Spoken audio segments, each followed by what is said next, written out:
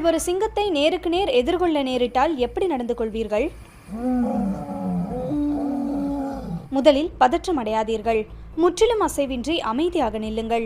சிங்கம் உங்களை கடந்து செல்லட்டும். குஜராத்தில் உள்ள உள்ளூர்வாசிகள் ஆசிய சிங்கங்களுடன் தங்கள் வாழ்விடத்தை இப்படித்தான் பாதுகாப்பாக பகிர்ந்து கொள்கிறார்கள்.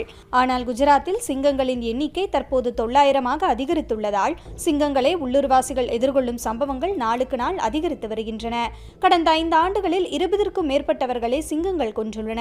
கால்நடைகள் மீதான தாக்குதல்களும் 2 மடங்காக அதிகரித்துள்ளன. தற்போது சாலைகளிலும் மாடி தளங்களிலும் ஏன் ஹோட்டல்களின் அடித்தளங்களிலும் கூட சிங்கங்களை காண முடியும். எனவே அமைதியாகவும் பணிவுடன் இருப்பதும் முன்பை விட மிகவும் முக்கியம். ஒரு சிங்கம் பார்ப்பதற்கு அமைதியாக தோன்றினாலும் அது ஒரு காட்டு விலங்குதான்.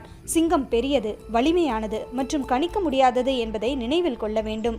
ஆகவே நீங்கள் ஒரு சிங்கத்தை நேருக்கு நேர் எதிர்கொள்ள நேரிட்டால் அசையாமல் இருங்கள், பாதுகாப்பாக இருங்கள், எப்போதும் வனவிலங்குகளை மதியுங்கள்.